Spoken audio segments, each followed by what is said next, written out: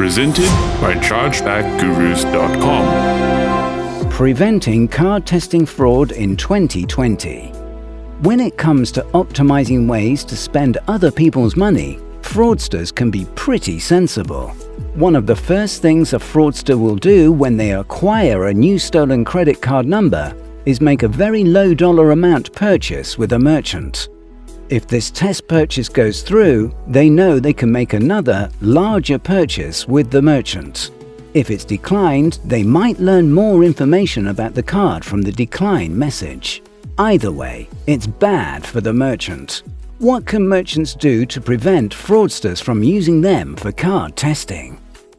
Card testing, also known as card cracking, is one of the most common and fastest growing forms of e-commerce fraud. Card testing rates have doubled in recent years, and while these transactions may involve small amounts of money, they can do serious damage to a merchant's revenue and reputation. Fraudsters have to be careful with newly acquired payment credentials. Too many declines on big, noticeable purchases, and the card will get shut off before they can buy anything with it. Often they'll have incomplete credentials that might get past some merchants, but not all of them. What makes card testing dangerous for merchants? Card testing is a trial run that's insignificant enough. The fraudster hopes that it won't raise any major flags if it gets declined, once, twice, or multiple times. If the transaction is authorized, the fraudster now has a successful payment history with that card and that merchant. So the next purchase they make will probably be accepted as well, even if it's for a much larger amount. Even declines can be useful to a fraudster, because some merchants have their payment processor settings configured to provide cardholders with specific information about why their transaction was declined. If the message comes back that the card was declined because the address didn't match, the fraudster knows what piece of the payment credentials puzzle they're missing. Card testing harms merchants in several different ways. First, even those insignificant test purchases usually turn into chargebacks when the card's real owner reads their monthly statement. Declines are harmful too. Too many of them, and your payment processor will classify you as a high risk, which can lead to increased fees and other negative consequences. On top of that, automated card testing bots can overload your network traffic and cause transactions from legitimate customers to time out and fail. How can merchants protect themselves from card testing?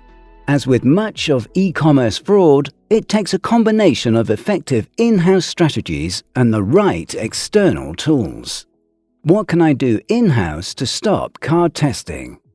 A few adjustments to your internal procedures can go a long way towards screening out card testing attempts. Here's the first and most important thing you can do.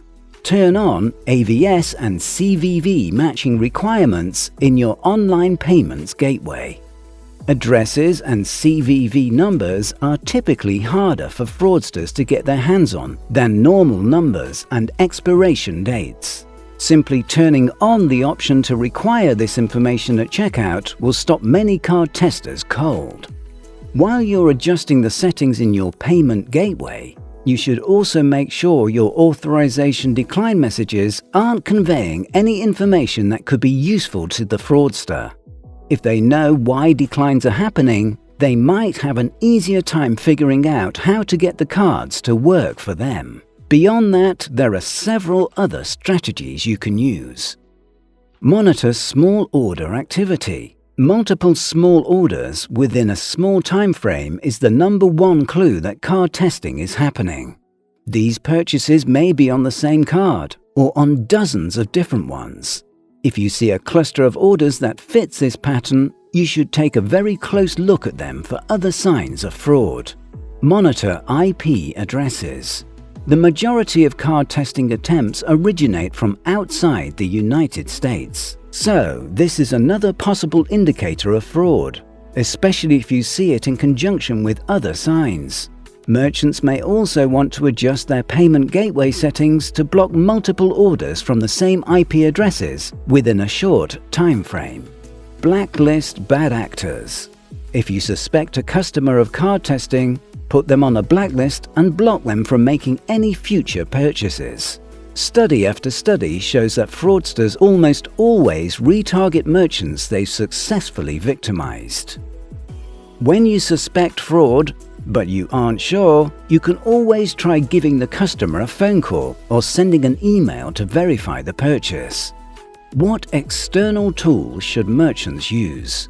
A PCI-compliant payment gateway can be the first and strongest line of defense against card testing and other types of e-commerce fraud. This should include AVS and CVV matching, plus up-to-date fraud screening features. Other automated tools can help by applying rules to flag suspicious orders or IP addresses, or integrating with your CRM to facilitate blacklisting, so you can block potentially fraudulent orders from known or suspected fraudsters. Anti-fraud protocols like 3D Secure can also prevent card testing. You do, however, have to remember that some tools can be obstructive to the customer experience. Every merchant has to figure out which tools and solutions are right for them and measure how effectively they're working. Conclusion: one way to find out if you're succeeding at preventing card testing is to analyze your chargebacks.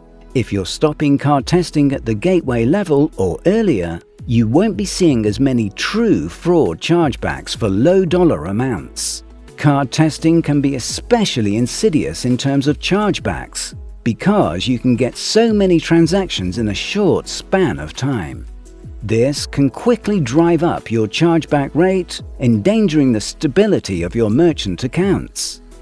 If your in-house solutions aren't working, chargeback management companies can be helpful at getting card testing problems under control.